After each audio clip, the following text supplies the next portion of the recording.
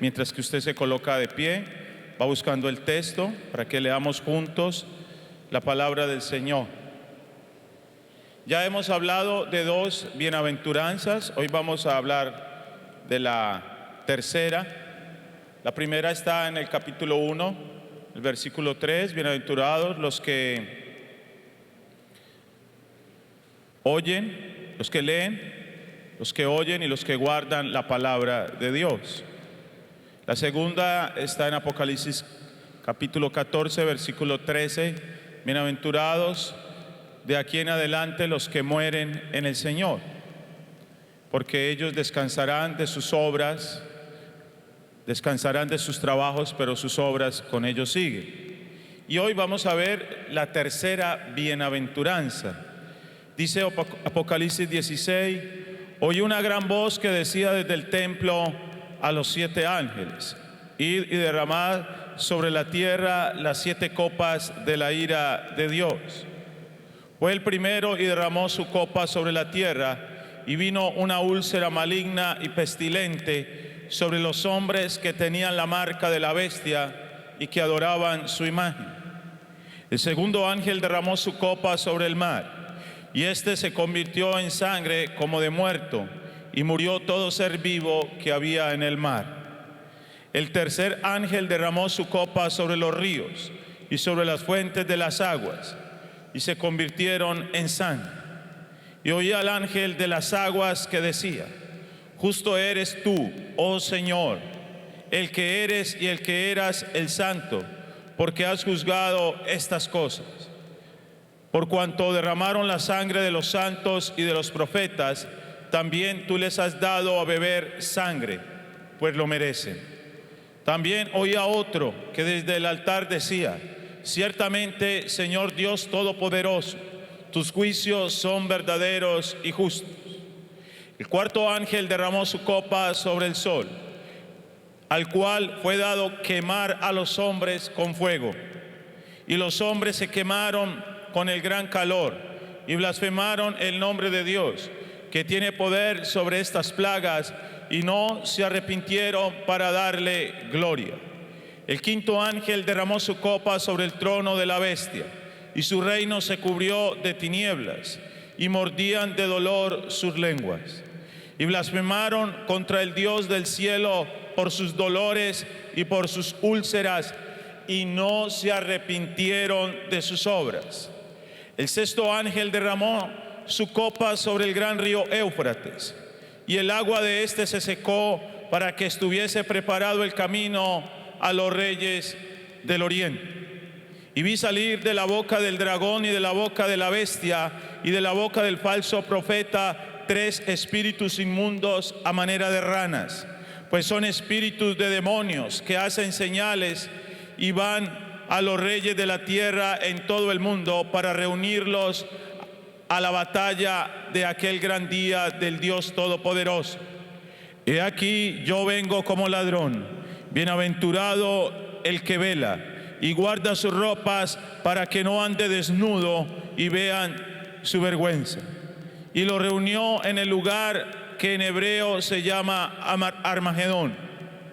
El séptimo ángel derramó su copa por el aire, y salió una gran voz del templo del cielo del trono diciendo, hecho está. Entonces hubo relámpagos y voces y truenos y un gran temblor de tierra y un terremoto tan grande cual no lo hubo jamás desde que los hombres han estado sobre la tierra. Y la gran ciudad fue dividida en 3 partes, y las ciudades de las naciones cayeron, y la gran Babilonia vino en memoria delante de Dios para darle el cáliz del vino del ardor de su ira. Y toda isla huyó y los montes no fueron hallados. Y cayó del cielo sobre los hombres un enorme granizo, como del peso de un talento. Y los hombres blasfemaron contra Dios por la plaga del granizo, porque su plaga fue sobremanera grande. Señor, en esta noche, bendito Padre Celestial, oramos para que nos des entendimiento en tu palabra, para que nos des entendimiento, Señor, oh Dios de los cielos, de todas las cosas, Señor. y que lo que podamos entender nosotros podamos aplicarlo a nuestras vidas, Señor. Que el temor de Dios no falte en nuestros corazones, Padre. Por favor, oh Rey de los cielos, oramos en el nombre de Jesús para que en esta noche nos edifiques con tu bendita palabra. Amén y amén. Hermanos, pueden tomar asiento. ¿Cuántos dicen amén a esa palabra? O ay, ay, ay. Provoca decir mejor ay, ay, ay, ¿no? Era necesario leer todo el capítulo para entender dónde está el marco de la bienaventuranza, para entender lo que estaba pasando. De pronto algún día predicamos sobre las 7 copas y los 7 sellos. Por ahora sigamos con las 7 bienaventuranzas. La tercera bienaventuranza está en el marco del juicio de Dios. Y usted puede llamar esta bienaventuranza la bienaventuranza en medio de la ira de Dios. Porque realmente eso es lo que vemos en el texto. Ahora, yo sé que hay cosas que yo repito cuando hablo de Apocalipsis, cuando hablo de la venida del Señor, pero es muy importante podernos ubicar en el tiempo, ubicar en el marco bíblico que se dan las cosas. Y hemos hablado de que aquí el Señor en esta bienaventuranza está anunciando de que Él viene. ¿Cuántos están esperando el arrebatamiento, el rapto de la iglesia? Pero aquí no está hablando del arrebatamiento y del rapto de la iglesia. Aquí está hablando de la segunda venida del Señor. Entonces, permítame recordarle que hay un evento que está por suceder.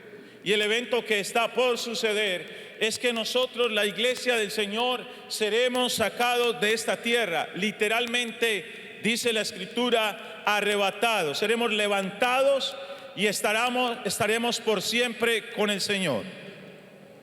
Dije que estaremos por siempre con el Señor. Amén. Eso es lo que usted y yo estamos viviendo. Eso es lo que usted y yo debemos esperar. Entonces, algún desprevenido dirá: pastor, pero bueno, muy buena la bienaventuranza ahí, pero no tiene que ver con nosotros. Porque esperamos que cuando se dé este juicio, ojo, este juicio se da dentro de los 7 años que conocemos de la gran tribulación, y esta es la segunda parte ya, los 3 años y medio finales, donde aparecen estos juicios. Y se espera y creemos que nosotros, la iglesia, no estaremos en esa parte de la gran tribulación. Y les recuerdo en esta noche las 3 posturas principales. La primera es que la iglesia será levantada antes de la gran tribulación. La segunda posición es que será levantada antes de la segunda mitad, o sea, dentro de los 3 años y medio será levantada la iglesia y llevada en el arrebatamiento. Y la tercera postura, y las 3 tienen un fundamento bíblico, es que será al final de la gran tribulación. Les he dado mi posición. Pienso que el Señor levantará su iglesia antes de la gran tribulación.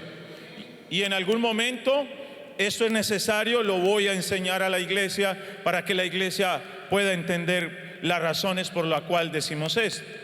Entonces uno podría decir: bueno, pastor, entonces si no nos va a tocar a nosotros, ¿para qué hablar de esa bienaventuranza? Ojo, que tiene un sentido espiritual, porque tanto los que estamos esperando el rapto como aquellos que esperarán la segunda venida de Cristo tienen que hacer una misma cosa. Tienen que esperarlo, tienen que vivir una vida santa y tienen que vigilar. Usted y yo debemos estar vigilantes a lo que está sucediendo, vigilantes a lo que está pasando. Entonces, note que en medio de la ira de Dios y del derramamiento de las copas de la ira, ahí hay un paréntesis que es donde aparece esta bienaventuranza. Es como el Señor diciéndonos: hoy estamos viviendo situaciones muy difíciles. Ahorita el pastor estaba diciendo que Sagún está dentro de los puntos más calientes en Colombia. Claro, y uno sale a la calle. ¿Ustedes no recuerdan cuando yo llegué aquí hace año y medio, que yo era blanquito?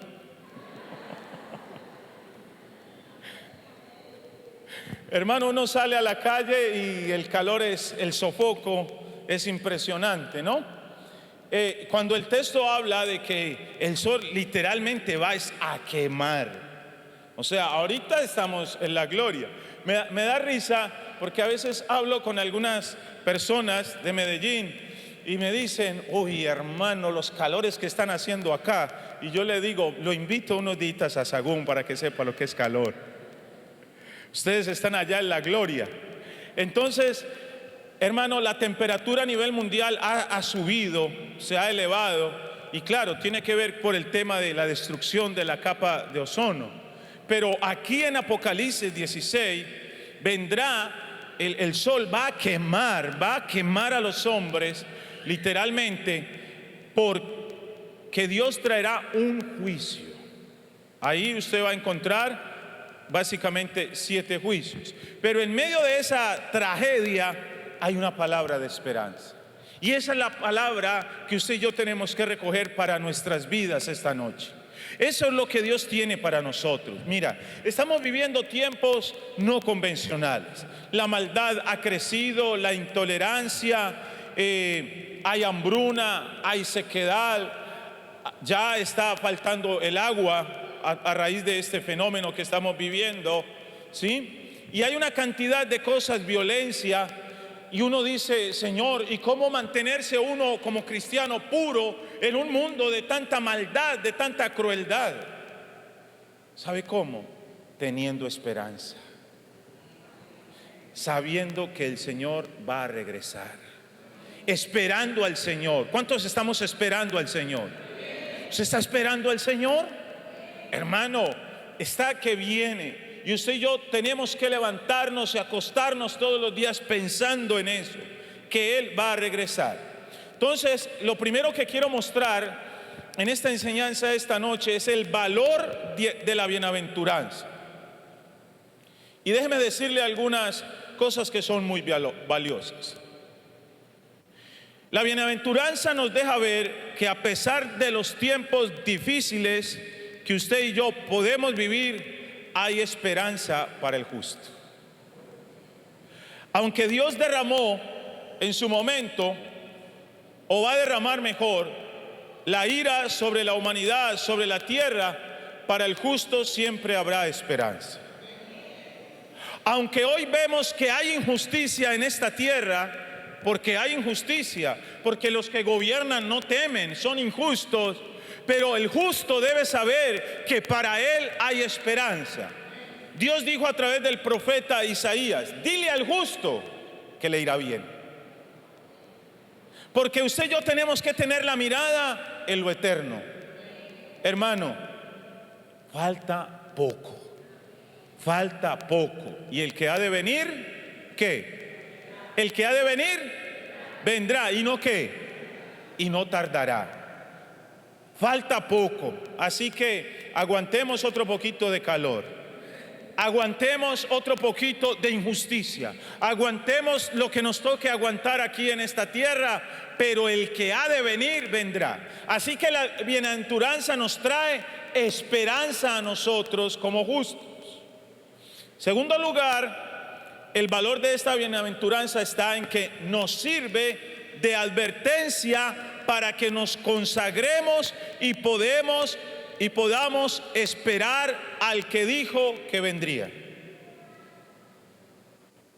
Usted y yo tenemos que saber que Él vendrá y que nadie sabe ni el día ni la hora, y que será como un abrir y cerrar de ojos, que es inminente. Entonces, como Él va a venir, yo debo esperarlo con esperanza. Esperar el arrebatamiento. La otra es que se le hace al creyente un llamado a vigilar y mantenerse santo en un mundo de impiedad, en un mundo de crueldad. No hay razón, escuche lo que le voy a decir, No hay razón de que este mundo es injusto y hay impiedad y que yo también lo sea. No, Dios no me va a justificar a mí que porque el mundo es un mundo pecador, que el mundo está degradado, que es cada vez peor, entonces yo me voy a dar una canita al aire, entonces yo me voy a dar un desliz. No, mi hermano. Piense cuánto tiempo usted lleva caminando con el Señor. Piense si es pocos meses, pocos días o muchos años. No pierda lo que ha recibido. No pierda lo que ya se le ha dado. No deje que otro tome su corona. No vaya a perder esa corona. Manténgase fiel, manténgase puro, manténgase vigilante. La bienaventuranza nos pone en ese contexto, nos pone en alerta. Y lo otro, nos ayuda a entender que la segunda venida será de improviso, como lo vemos en el texto, y el arrebatamiento también. ¿Cuál es la diferencia entre la segunda venida de Cristo y el arrebatamiento? La primera diferencia es que primero es el arrebatamiento, el rapto, segundo, la segunda venida. Pero la más notable es que en el arrebatamiento nadie verá al Señor. Él no va a bajar hasta la tierra, Él vendrá hasta las nubes. Y usted y yo nos vamos a ser transformados y vamos a ser levantados allá, y Él nos va a estar recibiendo con los brazos abiertos. Mientras que en la segunda venida, ahí mismo en Apocalipsis dice, capítulo 1,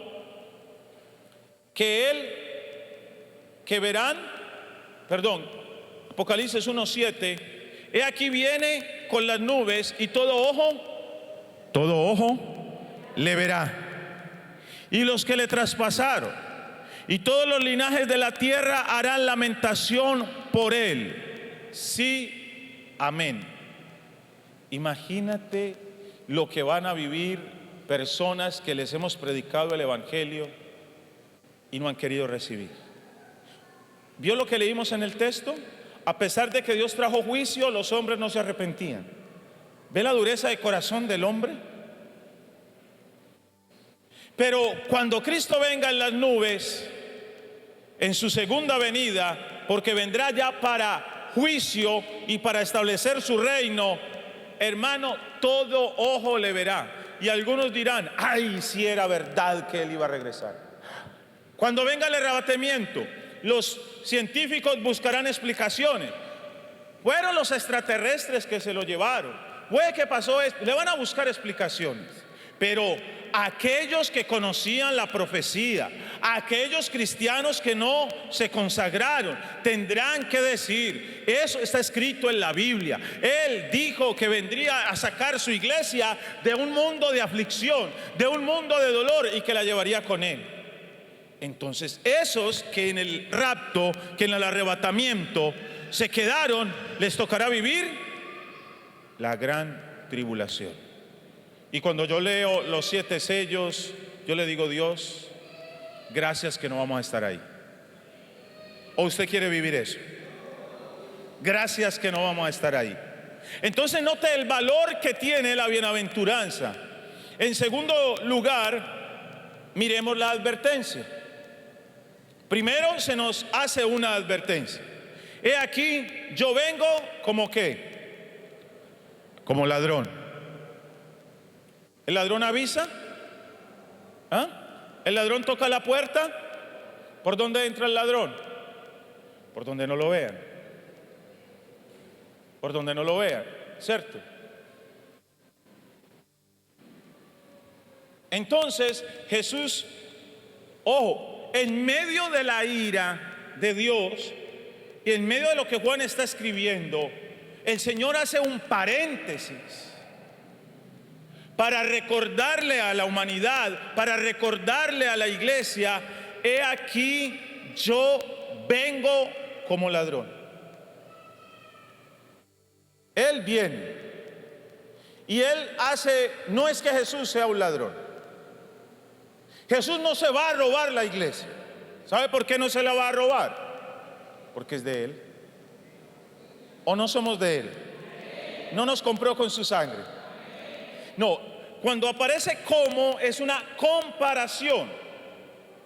Es que viene sin avisar. Es que viene en cualquier momento. Voy a hacer la pregunta de cajón.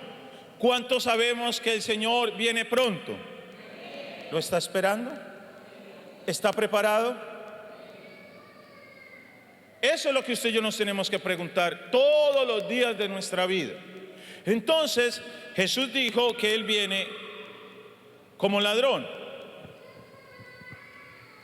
Vendrá y sin duda lo hará porque Él mismo lo dijo. Indica que vendrá sin previo aviso, pues nadie sabe ni el día ni la hora. La mejor manera de entender que viene como ladrón es que su venida es inminente, segura y en cualquier momento. Por eso va a cobrar sentido lo que sigue en la bienaventuranza.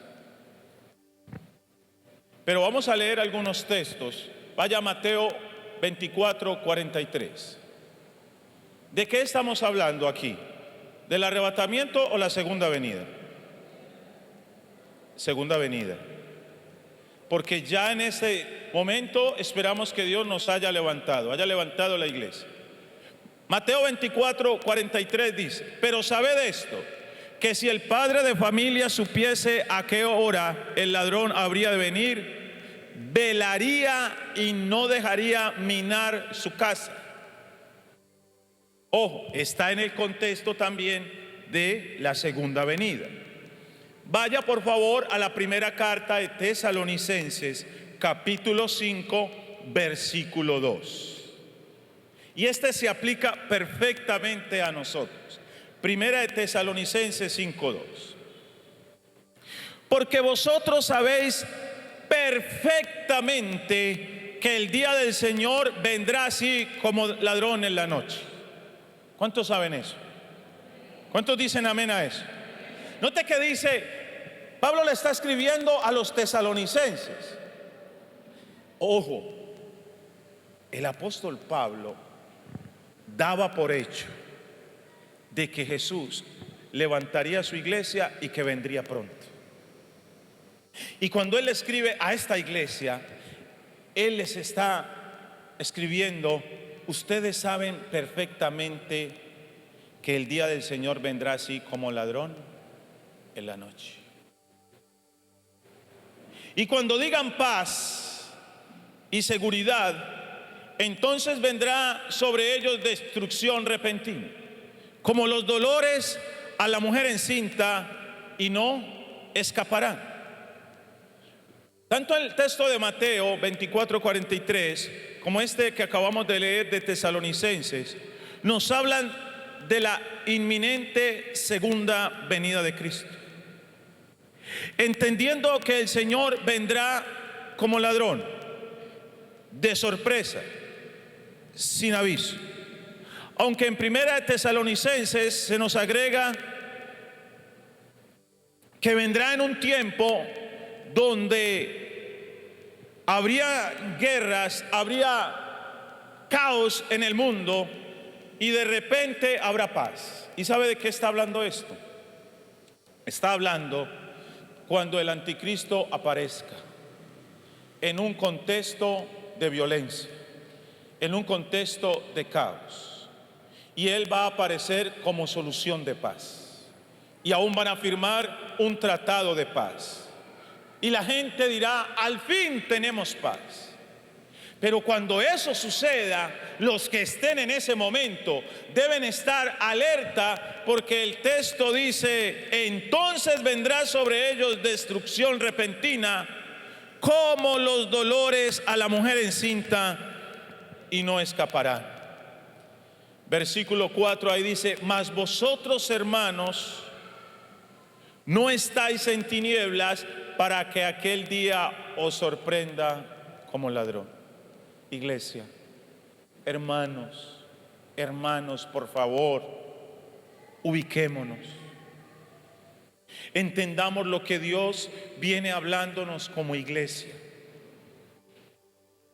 Entendamos que si Dios nos dijo que nos preparemos este año con mayor dedicación, con mayor consagración para el rapto, para el arrebatamiento, usted y yo no podemos estar desprevenidos.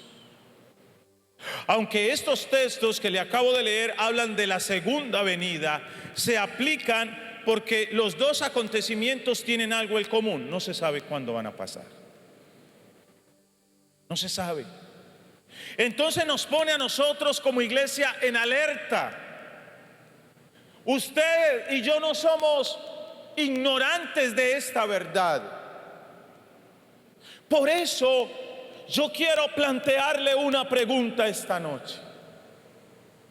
¿Estamos usted y yo trabajando en nuestras vidas y en nuestras familias, en nuestros hijos, para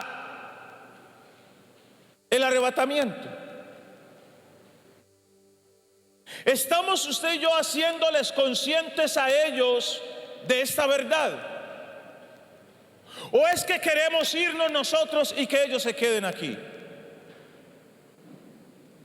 Hermanos, es nuestra responsabilidad enseñarles, hablarles, estorbarles el pecado. Es nuestra responsabilidad. No estamos hablando de algo que puede pasar, estamos hablando de algo que es inminente. Estamos hablando de algo que hemos escuchado por mucho tiempo y que ciertamente va a venir. Vaya por favor a la segunda carta de Pedro, capítulo 3, versículo 10. Ahora es el apóstol Pedro el que lo dice. Lo dijo Jesús en Mateo, lo dijo Pablo en Tesalonicenses, ahora lo dice Pedro. Pero el día del Señor vendrá como ladrón en la noche, en el cual los cielos pasarán con gran estruendo y los elementos ardiendo serán deshechos y la tierra y las obras que en ella hay serán ¿qué? Quemadas. En un contexto de juicio. Y Pedro nos alerta en una verdad: tenemos que poner la mirada en lo eterno. Dejemos de estar aferrados a lo terrenal. Sé que hay que producir, sé que hay que trabajar para comer, sé que hay necesidades, pero hermano, ojo, ¿de qué nos sirve dedicar nuestra vida y nuestro tiempo a cosas materiales, a tener una cantidad de comodidades mundanas y terrenales, si el Señor Jesús viene y no estamos listos? O si por alguna razón morimos, nada nos vamos a llevar. O usted ha visto a alguien que muera y en el ataúd le empaquen todos sus bienes. Eso lo hacían los indígenas tiempo atrás. Ojo, Pedro nos dice: todo eso que hay en la tierra, todas las obras que en ella hay serán quemadas. Entonces, no quiere decir que las cosas que con las que Dios me ha bendecido para vivir acá no sirvan. No, son bendición, pero hay una bendición que es eterna: la salvación. Hay una bendición que es eterna: el arrebatamiento, la venida del Señor por nosotros. ¿Usted se imagina cómo va a ser ese momento? Que usted y yo de pronto estemos caminando en la calle en medio de un calor de estos y que de un momento fuimos transportados y estamos allí en los cielos con un cuerpo totalmente glorificado, transformado, viendo al Señor, siendo recibidos por Él. Hermano, la iglesia necesitamos soñar con cosas como esta. La iglesia tenemos que pensar en esto. La iglesia tenemos que amar esa venida del Señor. Ahora, lo dijo Jesús, lo dijo Pablo, lo dijo Pedro y lo dijo Juan. Apocalipsis capítulo 3, versículo 3.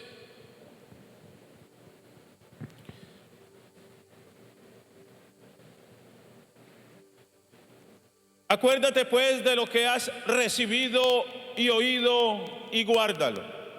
Y arrepiéntete, pues si no velas, vendré sobre ti como ladrón y no sabrás a qué horas vendré sobre ti. Le está hablando a la iglesia de Sardis. ¿Y sabe qué pasaba con la iglesia de Sardis? Tenía fama de estar viva, pero estaba muerta. Esta iglesia podemos llamarla la iglesia agonizante. Así como la iglesia de la Odisea es la iglesia tibia, esta es la iglesia que está en agonía, que está muriendo. Y en medio de eso, ellos entraron en una tibieza también espiritual. Ellos se quedaron viviendo de un nombre, de una fama, y el Señor les dice: acuérdense de lo que ustedes recibieron, de lo que ustedes oyeron, y guárdenlo, y arrepiéntase de cosas que han permitido en sus vidas en la iglesia. Y si ustedes no velan, vendré a ustedes como ladrón y no sabrán a qué horas vendré sobre ustedes. Qué tremenda advertencia y qué amor el del Señor, diciéndonos a nosotros: vengo como ladrón, vengo como ladrón, vengo como ladrón, vengo como ladrón. Vengo en cualquier instante. Y quizás esta noche el Señor podría decirnos: ¿cómo quieres que te lo diga? ¿Cómo más quieres que te lo diga? En tercer lugar, hablaremos de las cosas que la iglesia y el cristiano debemos hacer frente a la inminente venida de Cristo. Si yo sé que Cristo viene para levantar su iglesia, entonces, ¿qué debo hacer? Según la bienaventuranza.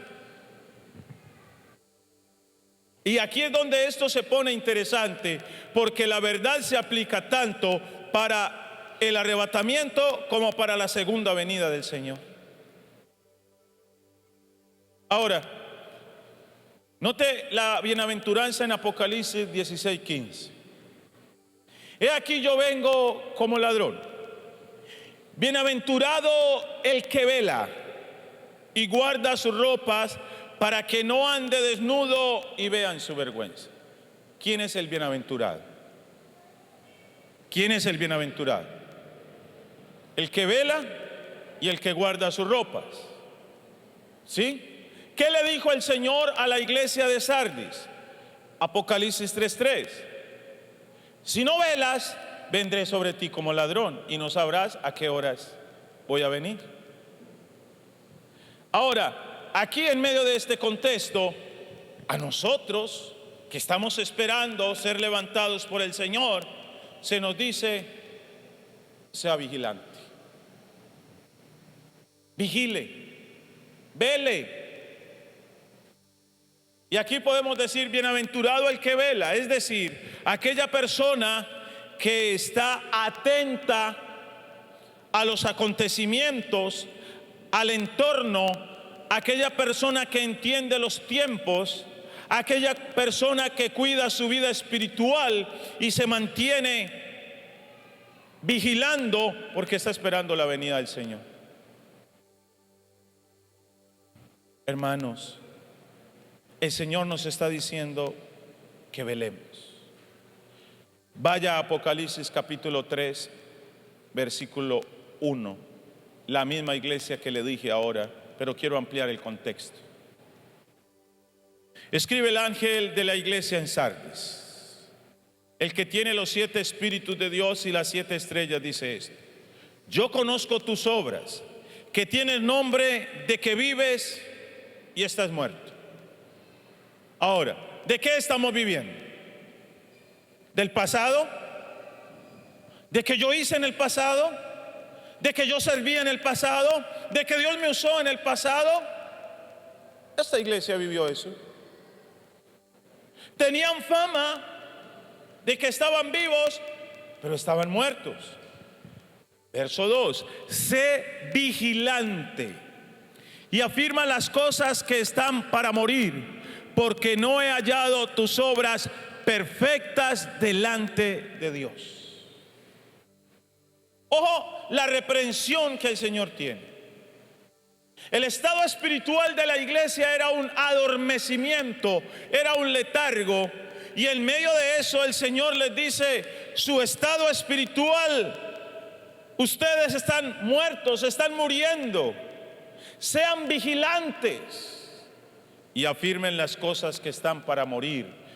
Yo le pregunto, ¿usted es mejor cristiano hoy que conoce al Señor hace más tiempo, o fue mejor cristiano hace algunos años atrás? ¿Usted estaba avivado hace algún tiempo y hoy cómo está espiritualmente? Su relación con Dios en el pasado era buenísima y usted buscaba, usted oraba, usted ayunaba, usted estudiaba la Biblia, usted servía al Señor. ¿Y hoy qué? ¿Ha dejado morir ese fuego? ¿Ha dejado apagar ese fuego? Por eso el Señor dice: sé vigilante y afirma las cosas que están para morir. Ojo, no dejes apagar el fuego del todo en tu vida. No te dejes morir. No vivas de la fama, no vivas del pasado, no vivas de lo que hiciste en el pasado. Y Dios le dice a ellos: no he hallado sus obras perfectas. No son completas, no son perfectas delante del Señor. Y les dice: acuérdense de lo que han recibido y oído, y guárdalo y arrepiéntete, pues si no velas, vendré sobre ti como ladrón y no sabrás a qué hora vendré sobre ti. Vaya por favor a la primera carta de Tesalonicenses. En la primera carta de Tesalonicenses, capítulo 5, versículo 6. Entendiendo esto, entendiendo esta verdad de que debemos velar, por tanto no durmamos como los demás, sino velemos y seamos sobrios. Aquí el apóstol Pablo le añade algo más a esto. Ojo, ¿quién es el punto de referencia? Por tanto, no durmamos como los demás. Hay algunos en medio de la iglesia, gente de renombre, gente que han sido líderes, que se están extinguiendo, se están apagando. Y Él nos dice a nosotros: velemos y luego seamos sobrios. ¿Qué es ser sobrio? Es lo contrario a estar ebrio.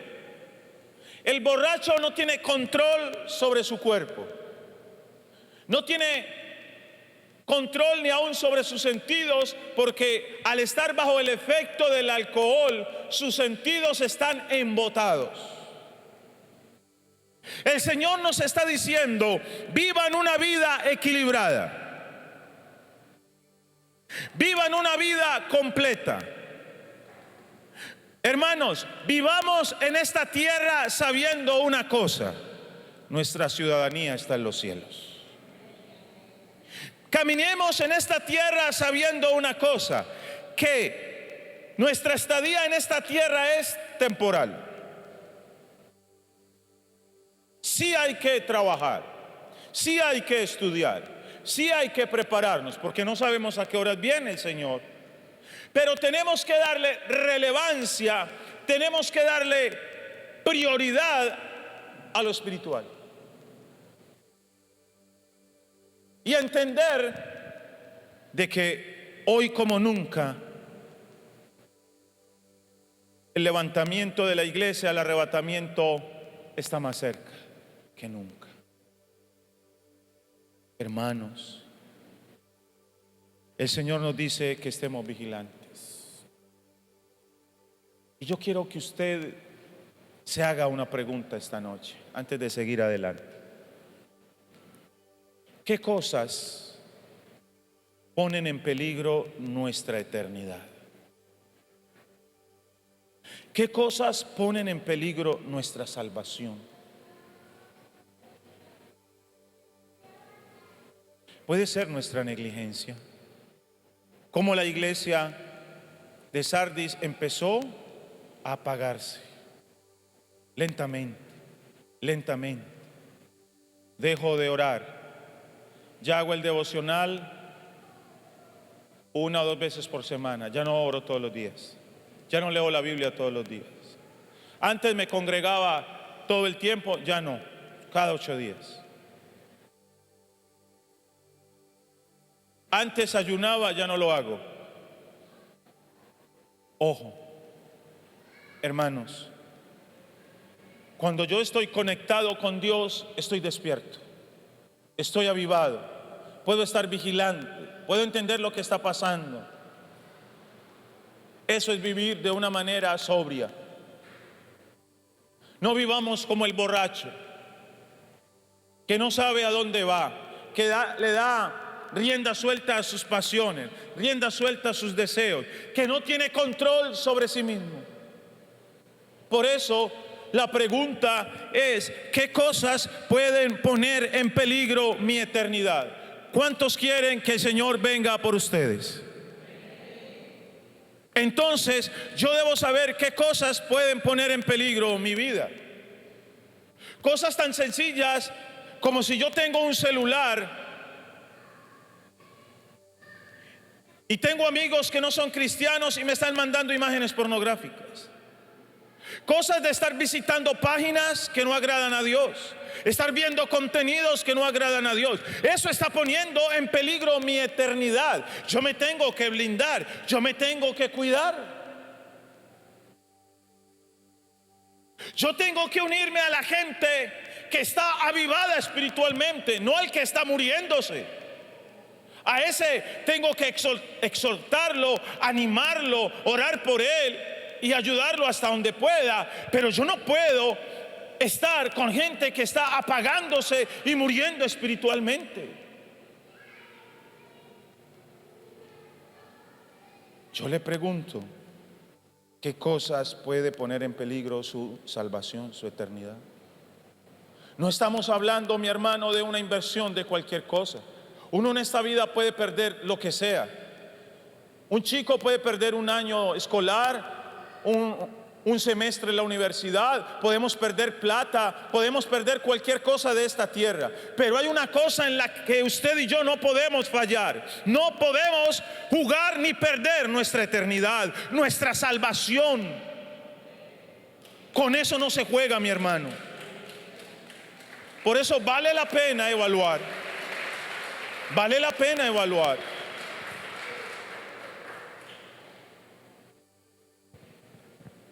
Lo otro que la iglesia debe hacer, aparte de velar, es guardar sus ropas, guardar sus vestiduras. Eso lo dice ahí en Apocalipsis 16:15. Bienaventurado el que vela y guarda sus ropas, para que no ande desnudo y vean su vergüenza. Recordemos que cuando usted y yo vinimos al Señor, vinimos como el hijo pródigo. Vestiduras viles, sucias a causa del pecado. Cuando nos arrepentimos y creemos en Jesús, por la sangre de Jesús somos limpiados, somos santificados. Esas vestiduras viles son quitadas y se nos coloca vestiduras nuevas. Ahora, la iglesia de Sardis, y tenemos que tomarla como referente, vaya a Apocalipsis 3:4. Mire lo que estaba pasando con esa iglesia. Podemos recordar que la iglesia estuvo viva y estaba muriendo, ¿sí? Que sus obras no eran perfectas, que Dios le está diciendo que se arrepiente, que Dios le está diciendo que vele. Ahora, pero tienes, Apocalipsis 3:4, unas pocas personas en Sardis que no han manchado sus vestiduras. Y andarán conmigo en vestiduras blancas, porque son ¿qué? Dignas. ¿Qué tal que alguien quiera manchar o ensuciar tu mejor ropa? Quizás te estás estrenando un vestido, una camisa, y alguien viene y quiere ensuciarte tu ropa. ¿Cómo te sentirías? Resulta que la iglesia de Sardis es una iglesia que obviamente fue redimida por la sangre de Jesús. Pero la iglesia se contaminó. Y el Señor dice, porque Él conoce la iglesia, tienes unas pocas personas en Sardis que no han manchado sus vestiduras. Y andarán conmigo en vestiduras blancas porque son dignas. Yo pregunto, ¿somos usted y yo de esas pocas personas? ¿Somos usted y yo los que hemos guardado nuestras vestiduras limpias, dignas, puras delante del Señor? Porque ¿sabe qué me deja ver el texto? Que la mayoría las contaminaron. Y que se metió a la iglesia pecado. Y que la iglesia empezó a ver el pecado como algo natural, como algo normal. Y que aquellos, como todos, fueron lavados, redimidos, limpiados por la sangre del Cordero, santificados por el Espíritu. Ellos en algún momento empezaron a manchar sus vestiduras, y la única manera de manchar las vestiduras blancas y dignas es el pecado, en cualquiera de sus formas. Por eso Él le está diciendo a la iglesia: arrepiéntete. Por eso la bienaventuranza está diciendo: vela, vigila sobre ti mismo. ¿Cómo estás viviendo? Cuídate de ti mismo. ¿Cómo estás viviendo? Me encanta lo que Pablo le dice a Timoteo: ten cuidado de ti mismo y de la doctrina. Haciendo esto te salvarás a ti mismo y a los que te oyeren. Tengamos cuidado primero de nosotros mismos, de nuestras debilidades humanas. Y segundo, tengamos cuidado de la doctrina. Tengamos cuidado de aquellos que quieren que nosotros ensuciemos nuestras vestiduras, porque empezamos a ver conductas pecaminosas como algo normal. Y Jesús dijo: pero hay unos pocos allí en Sardis que no han manchado sus vestiduras. ¿Cuántos queremos caminar con el Señor? Tienen que ser vestiduras blancas. Tienen que ser vestiduras dignas. Y Jesús dijo: el que venciere será vestido de vestiduras blancas. Y el que vence está vestido de vestiduras blancas. Pero será vestido de vestiduras blancas para poder caminar con Él, para poder estar con Él. Mira, hay gente que dice: ay, Dios está conmigo porque les va bien en los negocios, pero viven una vida equivocada. Hermano, déjeme decirle, Dios no está con esa persona. No se engañen. Si nosotros, siendo cristianos, viniendo a la iglesia, decimos que Dios está con nosotros, pero somos contrarios a Dios, vivimos una vida en pecado, áreas de pecado, no nos engañemos, hermano. El hecho de que Dios no haya traído juicio, el hecho de que Dios no haya traído corrección, el hecho de que Dios no haya traído castigo, es porque Dios está esperando que haya arrepentimiento en nosotros, porque tiene misericordia. Si queremos caminar con el Señor de la mano, si queremos estar con Él y que Él esté con nosotros, tenemos que vivir una vida santa. Pregunto, ¿cuántos aquí queremos ver al Señor? ¿Cuántos queremos ver al Señor cara a cara? Sin santidad nadie verá al Señor. Eso no es negociable. Eso no es negociable.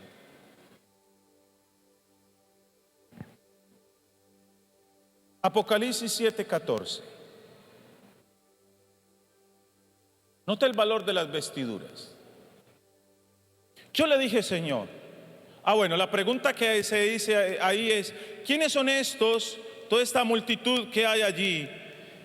Entonces dice, yo le dije, Señor, tú lo sabes. Y él me dijo, estos son los que han salido de la gran tribulación y han lavado sus ropas y las han emblanquecido en la sangre del Cordero. Quizás estos o algunos de estos fueron personas que vinieron a las iglesias, que estuvieron en medio de la iglesia, ahí estuvieron, pero nunca se arrepintieron o dejaron manchar sus vestiduras. Y cuando vino el Señor en el rapto no estaban listos, entonces tocó vivir el periodo de la gran tribulación que dura 7 años y le tocó vivir todas esas cosas. Y ahora, ¿qué les tocó hacer? Morir por Cristo. Morir por la fe, morir por lo que se les había predicado. Por eso dice, ¿quiénes son esos? Pero note que el texto dice, han lavado sus ropas y las han emblanquecido en la sangre del Cordero. Porque lo único que puede limpiar nuestro pecado es la sangre de Jesús. No hay nada más. Por eso, ¿en quién tenemos que poner la mirada? ¿En quién? En el Señor Jesús. ¿Quién murió por nosotros? ¿Quién nos creó? Él. Entonces tenemos que mantener la mirada y el enfoque en Él. Tenemos que mantener nuestras ropas limpias, vivir una vida santa, vivir una vida íntegra, vivir una vida justa, vivir una vida que agrade al Señor. Vivir para agradar al Señor. La razón, en cuarto lugar, y con esto voy terminando, la razón de cuidar las vestiduras.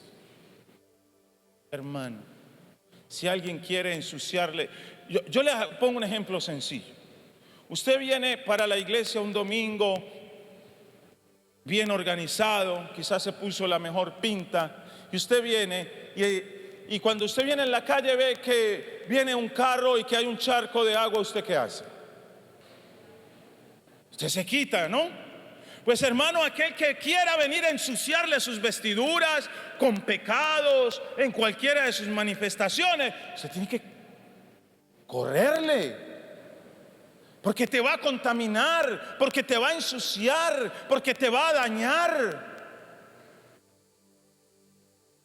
Ojo, el Señor dice en el texto de Apocalipsis, donde está la bienaventuranza, bienaventurado el que vela y guarda sus ropas para, o sea, el propósito, que no ande desnudo y vean su vergüenza. No andar desnudos y no vean nuestra intimidad. La vergüenza, lo que pasó con Adán en Edén. Ahora, vaya a Apocalipsis 3:18 y hablemos de la iglesia de la Odisea. ¿Se acuerdan qué quiere decir la Odisea? Yo hablé de esa iglesia hace poco. Gobierno del pueblo. La iglesia gobernada por el pueblo. La iglesia gobernada por las ovejas. Y entró en una tibieza espiritual. Ahora, esta iglesia decía que ellos no tenían necesidad de nada, que ellos se habían enriquecido. Y en efecto era una iglesia adinerada. Era una iglesia ubicada en un lugar donde había comercio, habían ovejas, producían lana, había un lugar donde producían colirio para los ojos, tenían dinero. Y ellos pensaban que ellos estaban muy bien delante del Señor. Pero cuando el Señor ve la condición de la iglesia, el Señor les dice: te voy a dar un consejo. ¿Cuántos quieren recibirle un consejo al Señor Jesús esta noche? ¿Será que Él da buenos consejos o no? Yo creo que da los mejores. Y mire, el Señor no le dice a la iglesia: yo te mando. ¿Sabe por qué? ¿Se acuerdan dónde estaba Jesús en la iglesia? ¿No recuerdan? Afuera. Porque Jesús dijo: he aquí yo estoy a la puerta y llamo. Si alguien oye mi voz y abre la puerta, entraré a él, cenaré con él y él conmigo. Jesús estaba fuera de la iglesia. Yo no sé cómo lo llamaban iglesia, pero es la iglesia. Es el estado espiritual de una iglesia tibia, que le producía náuseas al Señor. Una iglesia que decía: estamos bien. Y podíamos decir: tenemos la mejor alabanza, tenemos los mejores equipos, tenemos el mejor auditorio, tenemos buenos predicadores, gente que nos hace sentir bien, tenemos plata. Aquí la gente que viene y tienen sus carros, tienen sus motos, tienen dinero. Aquí la gente no da monedas, aquí la gente no da centavos, aquí la gente da plata porque aquí hay plata. Ese era el contexto de esa iglesia. Y así hay iglesias hoy, como tal. No, los templos no parecen templos, parecen lugares de entretenimiento. Y Jesús les dice: les voy a dar un consejo. Compren de mí oro refinado en fuego. Recuerde que les dije que esto era la fe. Si usted quiere escuchar la enseñanza, está ahí en el canal de YouTube. El peligro de la tibieza espiritual, así se llama. Y les dice: para que sean ricos. Pero ellos decían: somos ricos, de nada tenemos necesidad. ¿Sabe que cuando dijeron de nada tenemos necesidad, estaban diciendo: no tenemos necesidad ni de Jesús? No necesitamos nada. Estamos plenos. Y luego el Señor les dice: y vestiduras blancas para vestirte. ¿Cómo así? Y les dice: y no se descubra la vergüenza de tu desnudez, la vergüenza de tu pecado. Hermano, voy a ser directo esta noche. Usted y yo tenemos que revisar si hemos ensuciado nuestras vestiduras, si hemos permitido pecado en nuestra vida de alguna manera. Y si la respuesta es positiva, usted y yo tenemos que venir a Jesús, confesar nuestro pecado, arrepentirnos de nuestro pecado y permitir que Él nos limpie de toda maldad. Porque si confesamos nuestro pecado, Él es fiel y justo. ¿Para qué? Para perdonarnos y limpiarnos de toda maldad. Es lo que Jesús le está diciendo a esta iglesia. Tú dices que eres rico y que no necesitas nada. Estás engañado, porque si tú quieres, te aconsejo: venga, compre oro refinado, consígase una fe genuina que solo lo va a encontrar en mí y en la palabra, para que realmente sea rico. Y necesitas vestiduras blancas para vestirte, porque estás desnudo. Jesús les dijo: eres un desventurado, eres un miserable, eres ciego, están desnudos. ¿Le parece que a veces predico fuerte? Jesús predicaba más fuerte. ¿Y sabe por qué lo hacía? Porque amaba a la iglesia. Todos los que estamos aquí necesitamos es que nos digan la verdad, ¿o no? No necesitamos que nos soben el pecado, porque se trata de ¿qué? De nuestra eternidad. Porque nos estamos preparando ¿para qué? Para el rapto. Y aquí es donde esto se vuelve interesante. Ellos no se veían el pecado, pero Jesús se lo veía. Era vergonzoso. Entonces Si por alguna razón como humanos hemos incurrido en pecado de alguna manera, Jesús está diciendo, oiga, competencia por allí con el ventilador.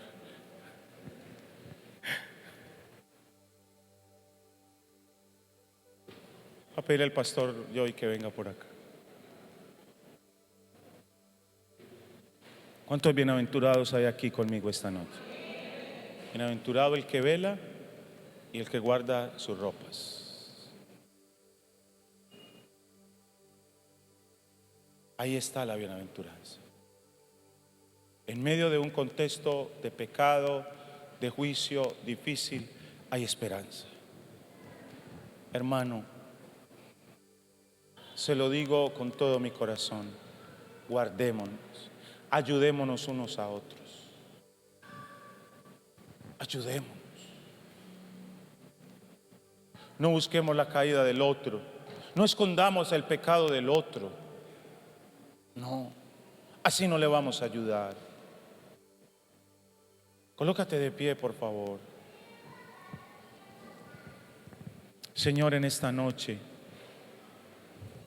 Dios, tu palabra es tan hermosa, Señor,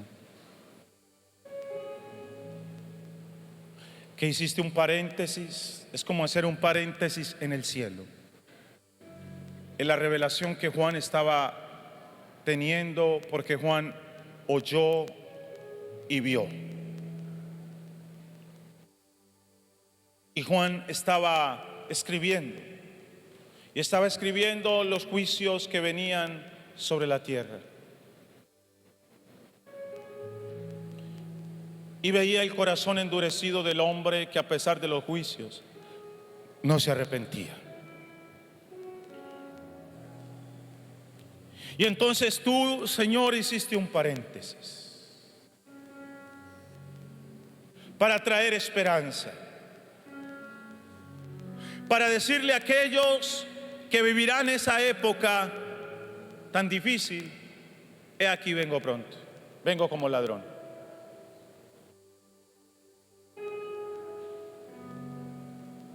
Y la relevancia está en que Él va a venir. Y dice: bienaventurados, bienaventurado aquel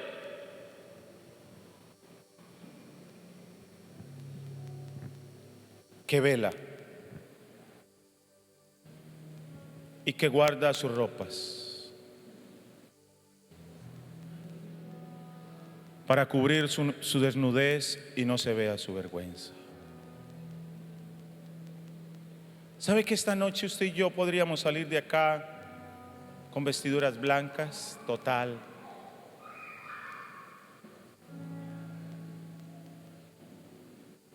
Señor, en esta noche lo único que nos queda decirte es: ayúdanos, Dios. Ayúdanos, Padre, porque no somos ignorantes de tu verdad. Porque ciertamente, Dios, estamos hablando de lo eterno. No estamos hablando de cosas triviales. Estamos hablando de una realidad eterna. Y no se trata de cómo yo me juzgo a mí mismo. No se trata de decir: ay, eso no es tan malo. No se trata de decir: ay, pero aquel dice mentiras, aquel también vive en enojo, aquel también que es líder vive así o hace esto. No. Jesús dijo que habían unos pocos que no habían manchado sus vestiduras. Quiera Dios que tú y yo esta noche seamos de esos pocos. Quiera Dios que tú y yo esta noche tomemos en serio la advertencia y el cuidado del Señor. Quiera Dios que esta noche, al salir de este lugar y al acostarnos esta noche, podamos hacerlo con una conciencia limpia, podamos hacerlo en paz, sabiendo que si el Señor viene esta noche, despertaremos en el cielo. O quiere el Señor que si mañana Él nos concede abrir los ojos y ver la luz de un nuevo día y levantarnos a nuestros quehaceres cotidianos, si Él viene mañana durante el día, estaremos en el cielo con Él para siempre. Quiera Dios que tú y yo seamos de aquellos que caminaremos en las calles de oro y veremos el mar de cristal. Quiera Dios que tú y yo seamos de aquellos bienaventurados que estamos convidados a las bodas de la cena del Cordero. Quiera Dios, hermano, que tú y yo seamos ese remanente que desafía a aquellos que hoy están quizás equivocados, que hoy están con sus vestiduras manchadas, que hoy están extinguiéndose, que hoy están muriéndose. Que somos de aquellos que podemos animarles, que podemos ayudarles, no porque somos mejores, sino porque la gracia de Dios está en nuestras vidas.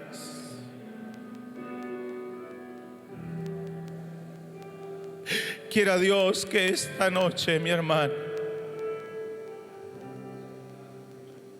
que así como hoy podemos vernos aquí cara a cara, un día podamos vernos allí en el cielo.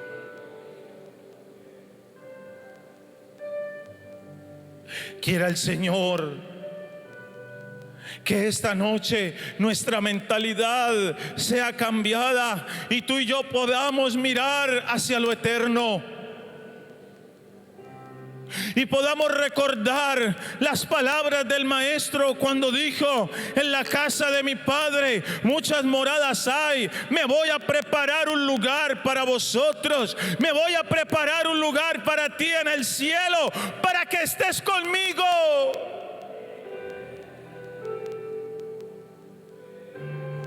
Quiere el Señor que en realidad tú y yo seamos esos bienaventurados. Padre, en el nombre de Jesús, abre nuestro entendimiento, Señor, y ayúdanos a vivir con esperanza, sabiendo, Dios de los cielos y Padre de la gloria, sabiendo, Señor,